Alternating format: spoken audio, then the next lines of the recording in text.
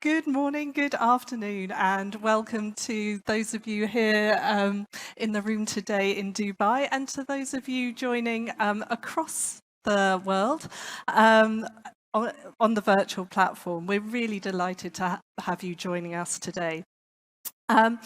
There will be plenty of opportunity for everyone here to ask questions during the debate, so I urge you as we start to talk, get thinking what are the questions you would like to ask, both here in the room and also if you're on the virtual platform, please submit your questions through there.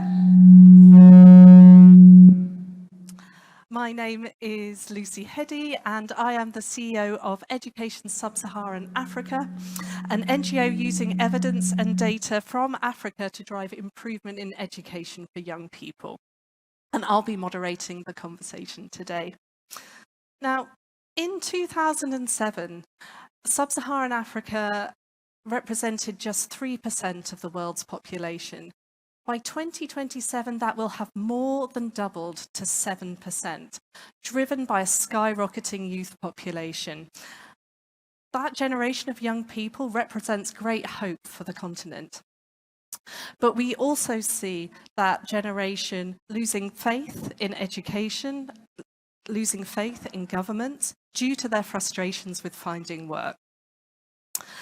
You might argue, with the reality of high unemployment, why stay in education? Is it a waste of time? Why bother studying for a job that doesn't exist? Yet demand for advanced skills has never been higher. Research from PwC shows that 87% of African CEOs can't find the skills and the talent that they need to grow their businesses. In today's debate, we're going to be getting to the heart of that paradox. We're asking, what is the point of tertiary education? Is it the win-win that allows young people to fulfill their ambitions at the same time as economies transition to high-tech, high-growth economies? Or is it simply raising false expectations that can't be fulfilled? We have a fantastic panel joining us here today to tackle these questions in what should be a positive yet provocative conversation. So let me welcome them now. I will go first to Jane Munga, who is an economic expert at the Ministry of ICT, Innovation and Youth in Kenya, and has also been previously been an advisor to the Cabinet Secretary at the Ministry of the Interior. She holds a PhD in political science from the University of Alabama. I will now also introduce, giving the young person's perspective, Angel Mbuthia is from Kenya and is the Secretary for Gender and International Relations at the All African Students Union. She's a graduate student in research and public policy at the University of Nairobi and was recently elected to the Common Market for Eastern and Southern Africa Youth Advisory Panel, tasked with strengthening the engagement of the youth within the region. Angela holds a Bachelor of Arts degree in Sociology and Political Science from the University of Nairobi. And now I just need to ask, if anyone from the technical team could tell me, yes, here is Anarag. Welcome, Anurag, joining us virtually all the way from the States. Anurag is the co-founder and CEO of Quilt.AI, a technology firm aimed at enabling scale, understanding and empathy between organizations and the billions of humans on the planet. Companies including Amazon and non-profits such as the World Bank use Quilt.AI's analysis to connect better with their customers. Anurag has a master's in organizational development from Bowling Green State University and is an alumnus of Harvard Business School. So, this is a debate. We're going to have some tough questions. Let me move first to the policymaker for the hardest question. Jane. You work in a ministry that's responsible for a high technology and high growth sector in Kenya. When you think about strengthening the ICT industry, what do you see as the role of tertiary education in that? Thank you, Lucy, and good afternoon and good morning to everyone. It's, of course, a pleasure to be here and just to engage in this discussion. First, I will be very on point and say, yes, there is still a role for tertiary education. But then comes the question that what exactly are we teaching in these tertiary institutions? The question that you've asked, then what is the role of ICT, is where I want to go, because as those of us who are in the ICT fraternity, we begin to see the potential of ICT technologies in how we are training our young people to be ready skilled for the future. ICT technologies, as we know, is the future. And if we want our young people to be part of this future, then we have to start coming with vital collaborations within government, within policymakers, and say education has to change. It's no longer the traditional education of knowledge. It has to be practical. It has to give them the required skills. Today, most young people, when they're graduating, they have like 5 different technology platforms. This is different from when I graduated, and I still can't keep in touch with my friends because there was no email. Anyway, that's not about me, but it's about what these young people now have to have. So it's having that conversation as policymakers. What is right for our young people? So education has to be competent. It has to give them the skills. It has to give them the right connections, and also the change of mindset that you now also have to be a creator, and you have to go seize the world and see exactly what opportunities are there. So thank you. Thank you, Jane. And I might pass over then to Anurag. You work in a very high-tech sector where you need graduates with really high skill sets. So when we think about skilling up for young people for work, where does the role of universities and colleges stop? And where does the role of employers start? Well, I don't think it's as much as a start and a stop as much as a continuum.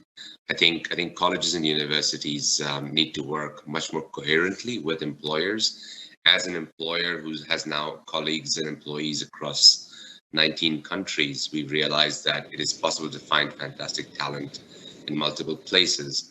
And often what we've tried to do is build a structure of internships, starting very early in the process with a very large pool of talent.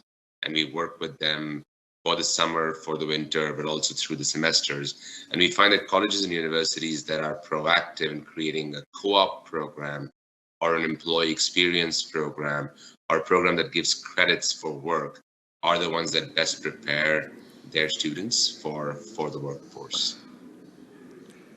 Thank you, Anurag. And then maybe to Angel, like listening to, to what you've just heard, how is that from a young person's perspective? Do young people in universities know what they want?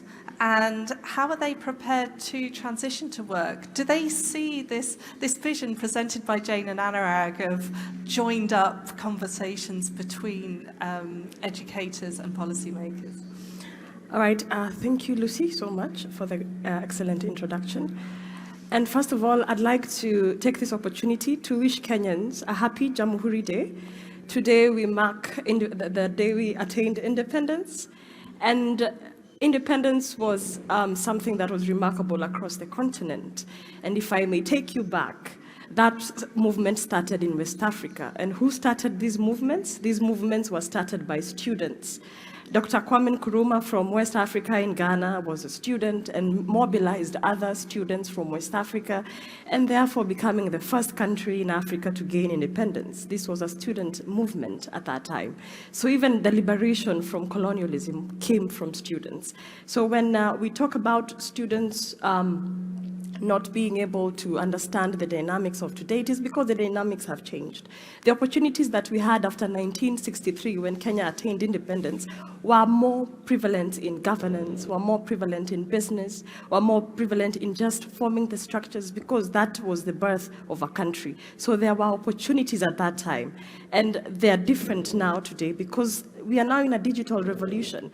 And so as we are learning and going through the education system, we also need to understand that there are new dynamics that are taking place in the rest of the world. Now we can communicate better from America from continent to continent. And now COVID-19 has even showed us how connected we are, that someone in Wuhan can affect someone in my village, because people in my village now have to put on masks because of that. The global connectivity is much stronger, and that openness is what's making students look confused, but they are not. It's just that they're in a structured system of institutions, there's bureaucracy, and all this not being able to come together is a problem now that we're facing. Again, I want to emphasize that students are the epitome of governance. They are the creme de la creme of the society, and therefore they understand what governments should be in place, and they get their agitations to whatever levels they do, and they score really highly in schools. I'm here advocating for students because they do a great job,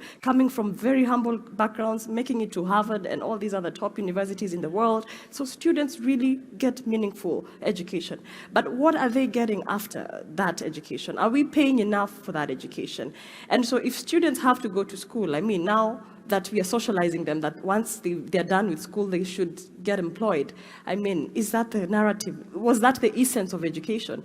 We reinvented the wheel. We went to the fourth industrial revolution. We got our hands dirty. Is white-collar jobs really the thing that we need to sell right now? Uhuru Kenyatta, my president, is championing manufacturing and housing, affordable housing, as part of his agenda. And the country doesn't have plumbers, doesn't have electricians, doesn't have enough nurses. And we need to celebrate those professions. It's just about paying them, remunerating them. That is what will encourage more students to go there. We're talking about climate change and agriculture. I mean, agriculture needs to be made sexy enough for students to want to be part of it. I mean, look at how Dubai is challenging us, a city under the hot sun, but really doing remarkable things. And so, as much as we are being challenged, I would ask students not to be discouraged at any point. Students are the same ones who've done COVID-19 sequencing, which has been used by governments to give policy briefs, to give restrictions. I mean, what we are having is PhD students are working on this. I mean, who anticipated COVID-19? So the impact of students in our communities is heavily felt. All we need to do is open up more opportunities, create environments that are enabling for students to be able to have more innovative ideas, more business environments that will be able to protect their properties, to protect their returns, and I mean, take everything back home that now we are seeing through this COVID-19 time. Thank you, Angel. And to check understanding you correctly, are you seeing that young people are graduating with, shall we say, misplaced expectations about how the world of work is going to be? And do you see a role for universities and colleges in shaping those expectations? All right, let me go to Dr. Martin Luther, who is convinced that people hate each other because they fear each other, and they fear each other because they don't know each other, and they don't know each other because they don't communicate each other. So we need to communicate, and we need to showcase what we need versus what we want, and create the normal demand and supply curve that will be able to harness the needs and the opportunities that are available. Thank you, Angel. And maybe that's a great segue over to Jane, because you are part of this high-tech sector that I think a lot of graduates would love to move into. And from your perspective, are universities and colleges delivering what the sector needs? We've heard about the rapidly changing nature of jobs and the economy. Are universities and colleges keeping up? Are they remaining relevant? Thank you, Lucy. And to Angel's point, I think first, let's say, we are trying to communicate. I think sometimes there's this misperception that as government, we don't hear, or we're not listening to what is happening, or we are not in touch with the realities. And this is one of the, I think it becomes the touch point or the rubbing point between the young people and governments. especially when their issues are so dear to them and they're so emotional because they're looking for jobs, they're looking for so forth. But I think I want to first, before I get directly to your answer, is that we are very aware as government, we are also very aware of these situations. But government is like a big ship. It takes a while to turn a big ship around. And that's where, as government, we try and work with our young people to understand that, and maybe that's what we do need is better communication, but we are listening and we know that these issues are there. Now, our universities, are they being able to handle this, or are they producing the graduates that we need? I think traditionally we've seen there's a mismatch. I don't think that's an argument. You quoted some great statistics, and we have those great statistics out in Kenya. A lot of our young people are working out of work, and they don't have readily available jobs, or there's a mismatch. So as government, we started partnering now with many private sector, especially those that have come to us, the associations of engineers, the association of doctors, and telling us that the young people who are coming out are not readily skilled. So now we have a lot of collaborations whereby we have what we call, one I would want just to point out is a presidential digital talent program for engineers. Anybody who's coming out of engineering school, we've partnered with these institutions in Kenya, and we give them a 1-year internship program, 6 months in government, 6 months in the private sector. So they get that mismatch, or we try and cope or see how we can now prepare our students. And most of them at 99% are being retrained, are being kept either by government or by these private sectors. So yes, there's a mismatch. I don't think I'm here to say that there's not. That issue is there, but we are beginning to understand how can we work better through collaborations. I think for us, the key is collaborations and communication. And also a message, because I know now she's presenting the youth, that I think government is us, it's here. And we have really opened up our government to young people. We have what we call the Generation Unlimited in Kenya, whereby we are all about youth, and we want to sit with the youth to understand what are these their issues. So I was in another panel earlier, and they were talking about we need youth in these conversation tables. We need youth in the governance table. And I think that's a message that has been heard, and one that governments are embracing, that unless you have the young people in the conversation table making the decisions, then you cannot continue to make relevant decisions for them without them being there. So the conversation has arrived in government, and that is shifting policy-wise. But again, this takes time, and we need to understand that in government, time is not overnight. I think we also I call them the microwave generation. Everything needs to happen today.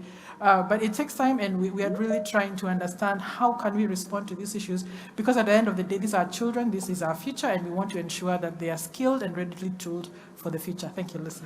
Thank you, Jane. And I see that some technical issues have been overcome, and we now have our fourth panelist joining us. I'd love to introduce Professor Angela Owusu-Ansah, who is the Provost of Ashesi University, one of the leading universities in Ghana. She oversees faculty and drives excellence in instruction and research in line with Ashesi's vision to drive an African Renaissance. Angela has over 30 years of experience in academic and development research and holds a PhD in higher education administration, quantitative research methods, and social science statistics and instructional technology in the United States. Welcome, Angela. Thank you so much for joining us. Thank you. And I'm afraid, Angela, I think we're just going to drop you straight in it with a question. You've listened to Jane talking about, government is trying to do what it can to support the system, but it's maybe can't move as fast as people would like it to. What can an organisation like Ashesi do while they're waiting for government systems to catch up in terms of really preparing youth for the job market? Thanks for having us.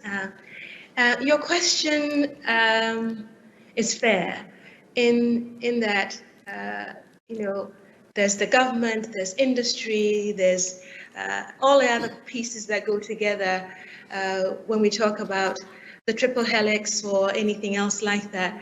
But in Ashesi, for example, granted that there are not enough jobs for graduates, but in preparing our students, we believe that we should go beyond just preparing them for the job market, and that the university's role is much, much larger than that. And so we prepare our students to make them sustainable, to make valued impact on the continent. And employability happens to be one of the competencies, but is not the only one. So we prepare our graduates for the workplace, training all our graduates in entrepreneurship knowledge, skills and dispositions, training them to have concern for others and empathy, and to have the courage it will take to transform the continent. The university experience at Ashesi is holistic, looking at better citizenry and ethical thinking, and unpacking this emerging philosophy of African futurism, which originally emerged as a genre, a fiction genre, but is fast becoming a potential philosophy. And I'll just quote a little bit. It talks about how African futurism is concerned with visions of the future. It's interested in technology, skews optimistic, is centered on and predominantly written by people of African descent, and it is rooted first and foremost in Africa. It's less concerned about what could have been and more concerned with what is and can and will be. It acknowledges and grapples with, carries what has been. That's a quote from Nendi Okorafor. So I share that to say that for us, preparing our students is beyond employment. It's for the larger good of the continent. And in addition to, the immediate work we do with students, we have a unit called the Education Collaborative, which has a very simple but powerful mandate. And what it does is it invites universities on the continent to share best practices and to mentor each other in their university strengths. One such identified strength is preparing students for employment. And Ashesi University's Education Collaborative has currently engaged 2 other universities to help mentor and assist 3 universities on the continent for an 18-month period of systems change and the development of career services in their respective universities. And ESSA is providing us with some research on how effective this approach is going to be. So we have a variety of ways to wait for the government. Thank you, Angela, and delighted to be partnering with you on that initiative. Anurag, we've just heard from Angela how a tertiary education is so much more than simply about employability. If employers are becoming frustrated at the talent pipeline, shouldn't they be contributing more to education systems to get the kind of graduates that they want to see? In short, yes, but I want to weave in some of my co-panelists' comments, and because this is a debate, I'm going to try and be a little controversial with permission. So I think there are 3 themes that are interesting here.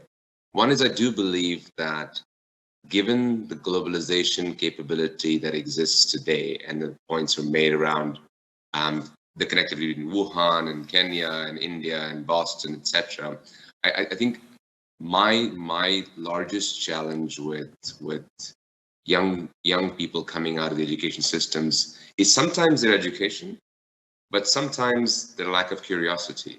And I think it was a pleasure to just hear you talk about the holistic nature of education. And I think the more we can do that, the more we will arm young people with a better future. And I think us holding governments accountable to be nimble is hard. And I think every government intends and tries to do the best it can. But it is the same young people who come into the government, right? So I think, so those are the 2 controversial points I wanted to make, is about young people taking a little more control of their own destiny, using the resources that are available digitally. In terms of answering your question in more detail, of course, I think employers are not fully responsible and caring and involved in the process of shepherding students and creating that talent pool.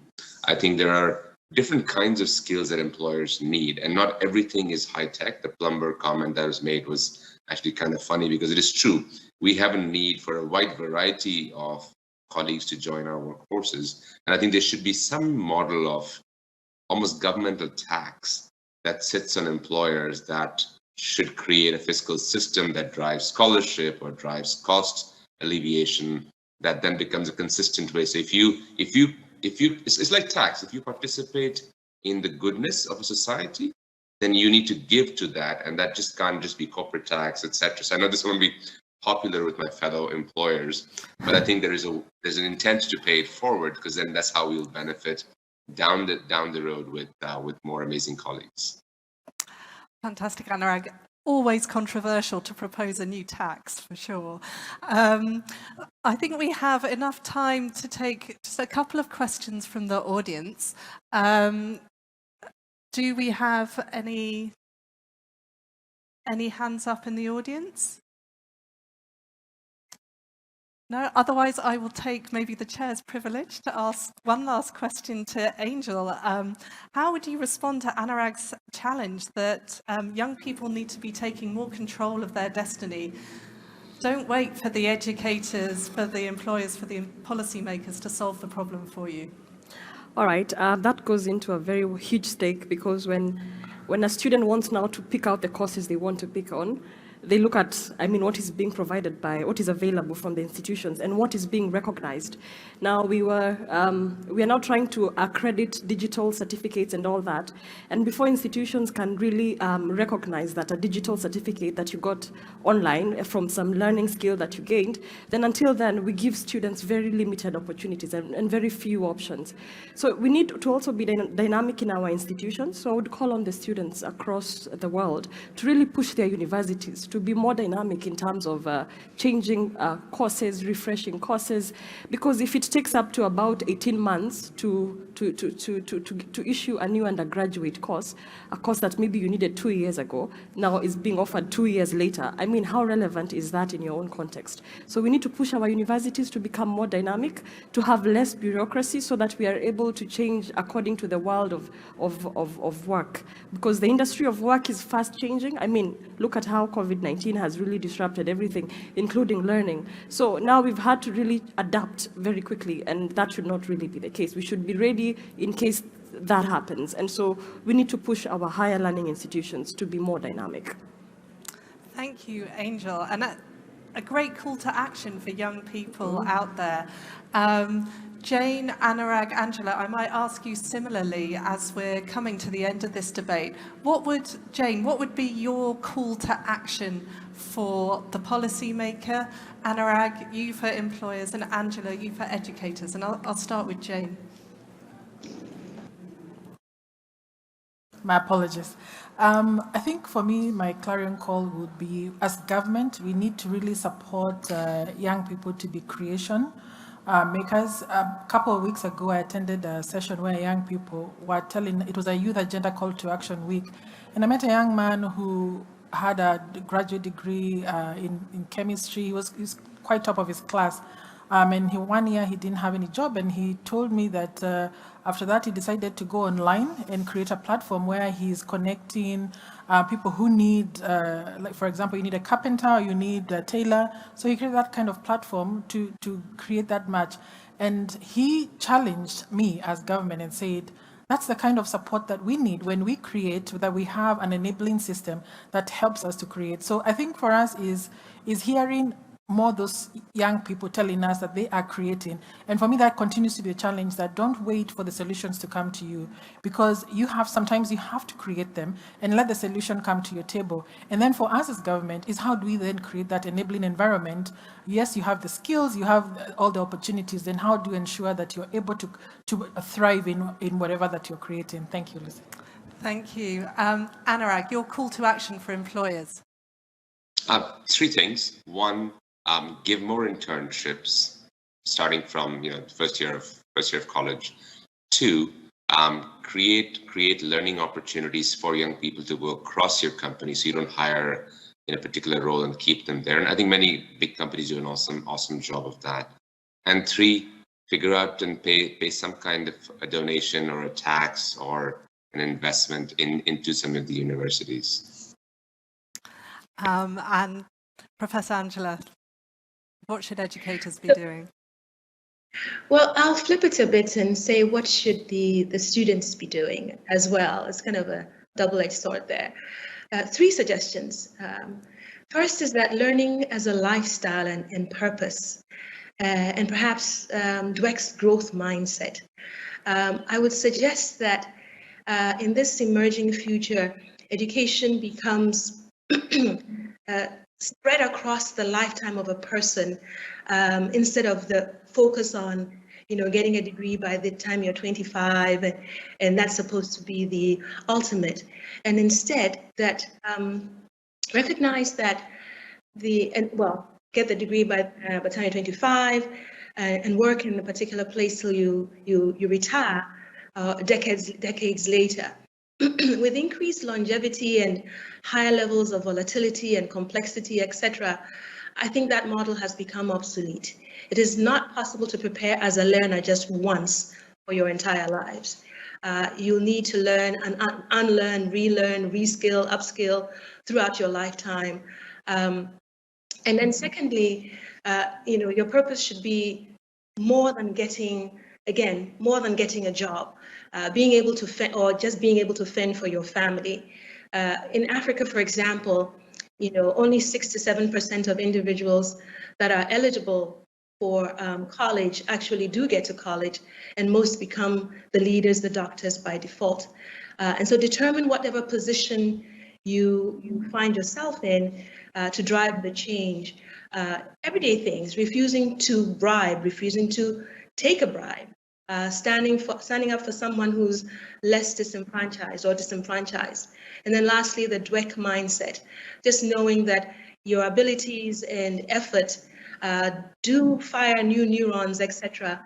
And so it's more than, your education in a tertiary institution is really all about you in the end, and that you should take it at the helm and make the best of it. Yeah. Thank you. Thank you, Angela. Thank you, Anurag. Thank you, Jane. Thank you, Angel, for this conversation today. Angela ended that on, I think, probably the most challenge today has been placed at the feet of the young people. It is, after all, the young people who are going to be making the change, and so perhaps that's right. But one of the things that clearly comes from this conversation is how are young people to understand where they need to go. They need more information, they need more evidence about what employers want, what employers need, what government strategies are, and what can universities and colleges bring them. So we need that knowledge, we need that data, and we need to democratize that data. It can't just be sitting in government departments, in policymakers. It must be in the hands of young people. If we're going to challenge them to solve these problems themselves, we must give them the tools to do so. And I just want to finish the conversation by asking anyone who's interested to please visit the ESSA website to access more evidence and data related to tertiary education, find out how you can join the conversation, collaborate with educators, employers and young people, and other ways you can support our work. And one last thank you to all our panelists today. Thank you so much. Thank you.